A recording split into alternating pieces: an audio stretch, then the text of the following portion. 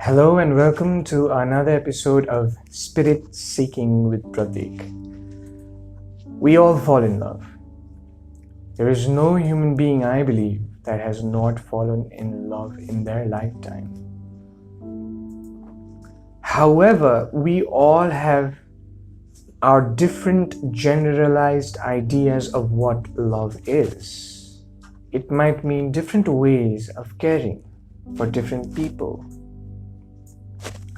However, there's a certain pattern or a certain occurrence of events that help you build a lasting love. We know that the idea of love has changed nowadays, don't we? There used to be a time when we used to have a partner and we used to live our complete life, our full life with the partner. However, these days, we see that young couples are couples for less than a week, sometimes even less than a day, sometimes month, sometimes years. But as divorce rates rise, we start questioning if marriage and love are true, in fact. If they're not construed ideas of the human head, and if they're actually a thing. Here today we are going to talk about different stages of love. How love buds, how it sprouts, how it turns into a flower eventually. Most of us do not let our love blossom into flowers. We give up at the sprouting age or at the budding age. So let's talk about the different stages of love. The first step is falling in love. The entire phrase has a very weird connotation to it. Falling in love, which means you're going low, going down in love. But it seems like you really can't help it, because the human body and mind is built in such a way. In fact, all organisms are built in a similar way. We are constantly looking for a mate so that we can continue our seeds, our genes.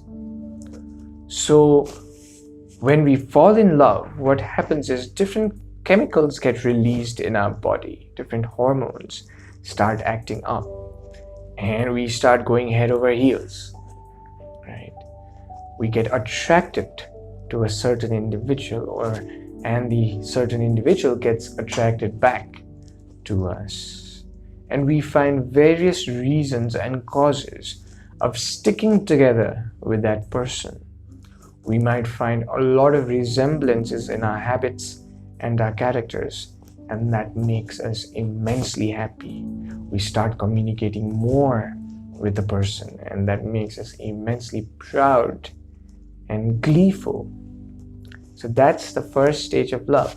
You fall in love. The second phase is when two people become a couple, an item, as they say. When your feeling of me slowly starts turning into us or we. We start feeling secure in each other's presence, in each other's arms. So many times what also happens is we might not feel alive or not feel happy or not feel peaceful without the presence of the other.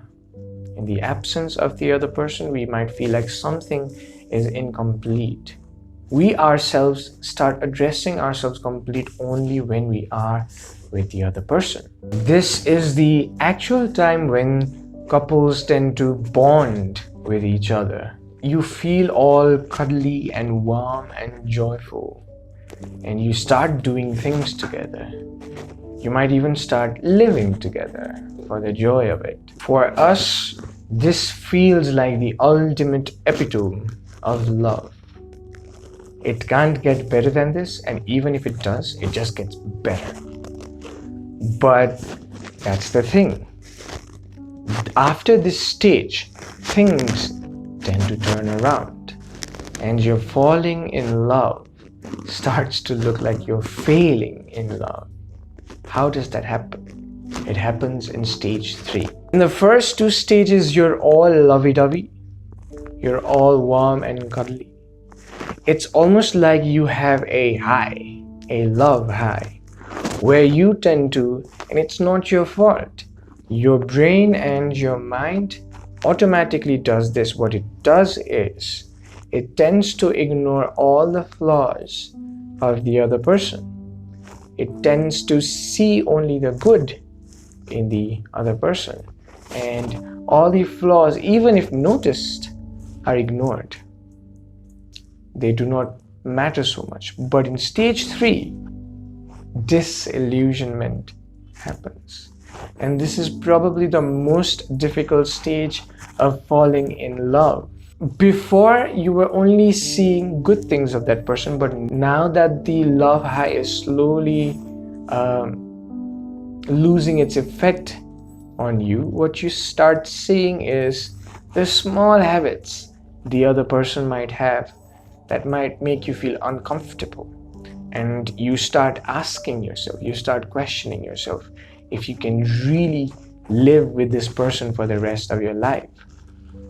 This is the stage where people give up the most, because we have an idea in our head that love is just happiness. Love is just good feelings. Love is just happy-go-lucky and cuddly and warm and soft. We do not understand that true love actually arises when you go past this stage. See, love is the ultimate form of friendship. When you fall in love, what you're saying to the other person is that I really like your friendship and I would really like this friendship to go on forever. But in friendships too, you have ups and downs, you have fights in friendships. And now if you start believing that a friendship is not supposed to have fights, and a friendship is not supposed to have disagreements, a friendship is not supposed to make you uncomfortable, then you are at a loss. Because love, like any other friendship, also has its highs and its lows. In stage 3, what happens is your mind starts pointing out all the bad things in the person, right? But the only way to go through this, to get over this, is persistence. You need to understand that the other person is the person you love, but he or she also has flaws. He or she also might not be perfect. And you continue the partnership. If you do it for a good amount of time, you get to level 4, which is rising in love. What happens in this phase? If you go successfully past phase 3, which is the phase of pain and disillusionment, the acknowledgement of the fact that the other person might, after all, not be perfect. What you do in this stage is you look at his or her faults, but you do not judge them for it. You understand that they are a completely different human beings with their own experiences and their own nurture styles. The environment they have grown up in might have been very different. You learn that, you acknowledge that, and the main word, the important word is accept that. You accept that they are flawed, you acknowledge their flaws, you understand their flaws, and you try to dive deeper in a way that does not hurt them. to find out what is the root of their suffering, what is the root of they being flawed, and you accept it. You accept it, and if possible, you try to nourish it and nurture it. When you have done this, then you actually start feeling what true love is. There's a lot of misconception about true love, about soulmates, about finding the perfect one. It's not about finding the perfect one. Nobody in this world is perfect. It's all about creating a relationship and working on it lifelong, endlessly, to make it better, to make it perfect in your level. When you do all of this, you reach stage 5, which is to give to the world as partners.